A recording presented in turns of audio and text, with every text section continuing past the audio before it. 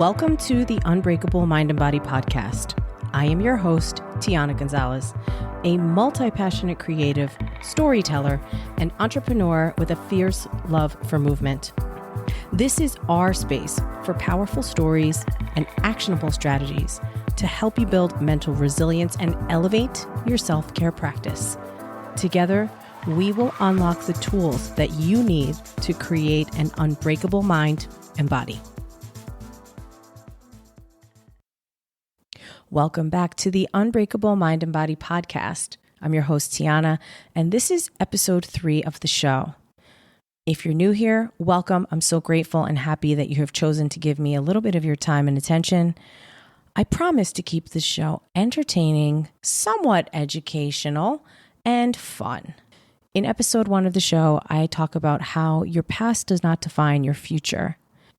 In episode 2, I dive into a little bit more detail with my childhood and how I dove headfirst into academia and extracurricular activities, but also the interesting dynamic at home and how I had to learn how to become soft as an adult.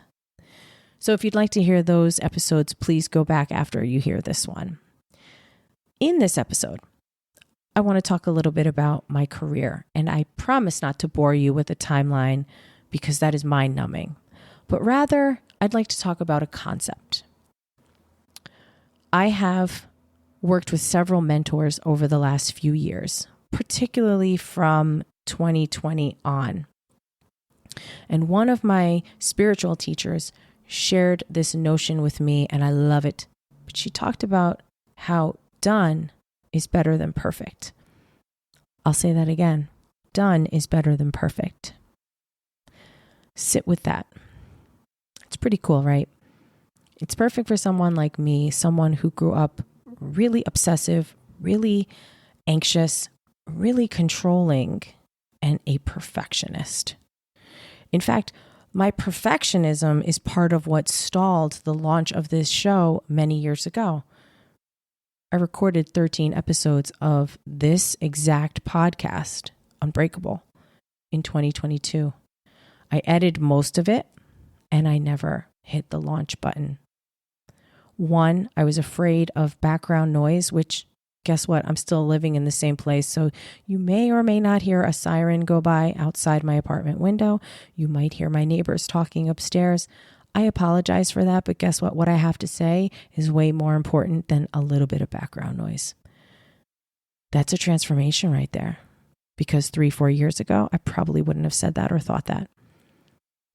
Another thing was fear of judgment and facing my shame. I was worried so much about what everyone would think of me that I didn't want to talk about certain things. They still are somewhat uncomfortable. However, the evolution of the woman that you're listening to has been so much that maybe it is uncomfortable. I'm still going to sit with it. Maybe it is uncomfortable. I'm still going to talk about it. Maybe it's challenging and uncomfortable, and that's it. So what? Sharing these stories on this show is scary. It's scary as fuck, and I'm still gonna do it. I believe that the only way we can support each other and encourage each other is to share the humanity of each other. To say to you, hey, don't worry about it. I've been there too. Life is basically like this spiral staircase, right? So we are gonna encounter circumstances, people, situations, relationships that are either just like something from our past, or they mirror something from our past, or they almost look exactly the same. Hopefully what changes is you. Hopefully what's evolved is how you see it, how you receive it, how you sit with it, how you process it, and then most importantly, how you take action. I'm a big action person, and I think that lends itself to the reason why I feel like I have over 100 podcast episodes in my brain that I need to get out. because I will put myself out there. I'll try. I'll give it a shot. I remember my junior year of college. I went to Binghamton University, which is in the middle of New York State. Very cold, lots of snow. The sun hardly ever shines, although the ongoing joke was always that the sun shines when our parents come to visit us. And I remember going snowboarding. I did this 8-pack of snowboarding sessions and, a lift ticket. And I remember first day I had beginner's luck. Second day I fell and I kept falling, and I kept falling on the same spot of my ass every time. If you've ever been snowboarding, you know what that feels like. It's horrible because once you fall, then you kind of tense up and you know what's coming every time you slip. Extremely painful. I had such a temper tantrum, and I was so embarrassed because the perfectionist in me wanted to be great at this right away, and I was good at it on day one. Why couldn't I be good at it again? And I walked down the mountain with tears streaming down my cheeks, snot coming out of my nose. Worst of all, embarrassment. It was like steaming off of my coat. I was so ashamed of myself. I remember the guy that I was seeing at the time, he kind of just left me in the dust, and I don't blame him. He was with a group of people that were much more advanced than me, and he asked me, will you be mad at me if I go off, to whatever, the next level? I'm not a skier or a snowboarder, but whatever it is, like you go from green to blue and there's different shapes. Somebody help me out here. But I remember he whizzed right by me. I don't even think he knew it was me. I was shot. What a disaster. How can you do something for the first or second time and expect to be great at it?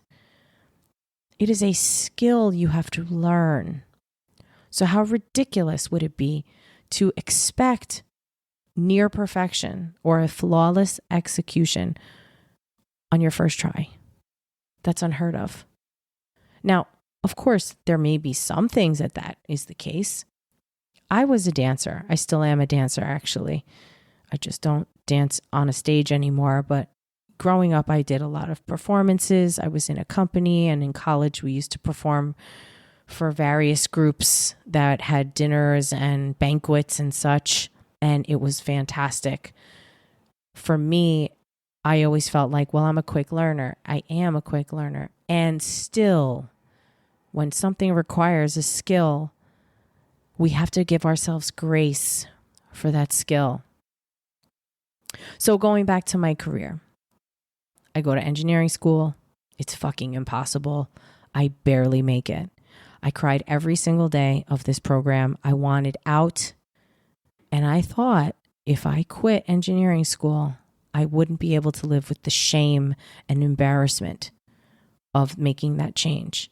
I also didn't want the financial burden of another semester or possibly another year of college. That was absolutely not going to happen. I needed to graduate, get the degree, and just get a job and start working.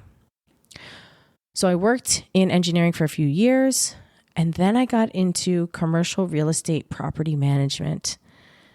That was awesome. I did that for about 10 years, and I loved it until I didn't. Things started to change in the industry. Business was beginning to operate on a 24/7 model, and I changed companies at one point. So my clientele had retail locations, not just office space. When you have a retail or a storefront, you have to have security. And some of these locations had an ATM in the vestibule, which means that they're technically open for business.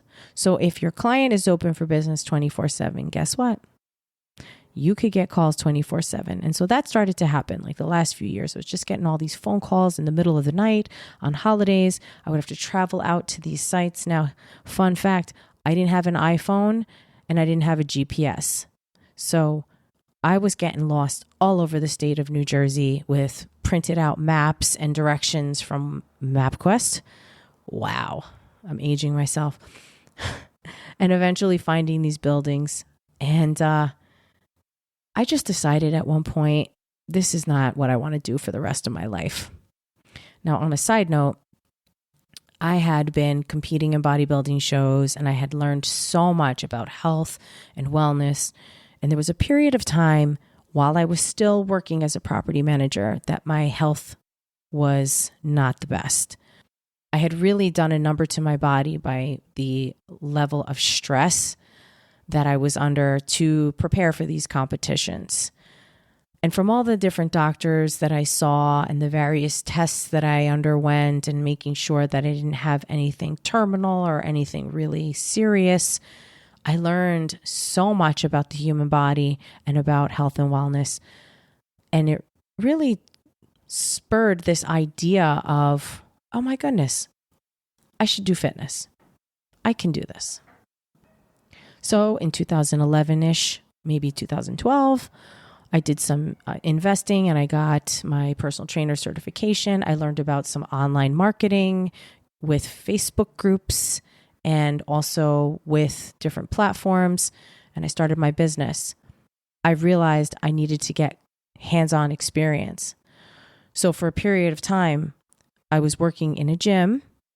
I was working my full-time job.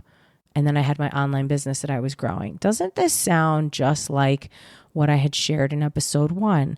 I was working full-time and then I was bartending 2 or 3 nights a week. I am no stranger to hard work. I am no stranger to the hustle. But guess what? It was so unnecessary. I could have taken the easier route, but I always chose the harder way. Just like I chose to walk down the mountain when the snowboarding became too difficult, just like I chose to stick with a major that I hated from day one, from fall of 1996 until May of 2000. I cried every day and I still stuck with it. And just like that, I chose this difficult route of making this career transition from working in a 9-to-5, making 6 figures, to running my own business and working at a gym. The fitness industry is very volatile. It is up and down, and it takes time to build that network. It takes time to learn how to market yourself properly and to learn the skills. It's not intuitive. It's something that takes a lot of practice. You have to put in the reps.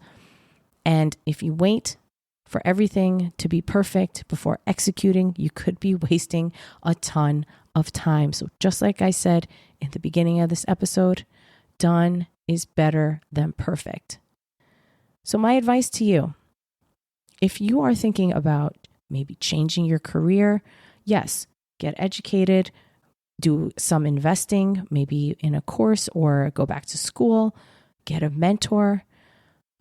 But make sure that you don't waste too much time analyzing every step of the way.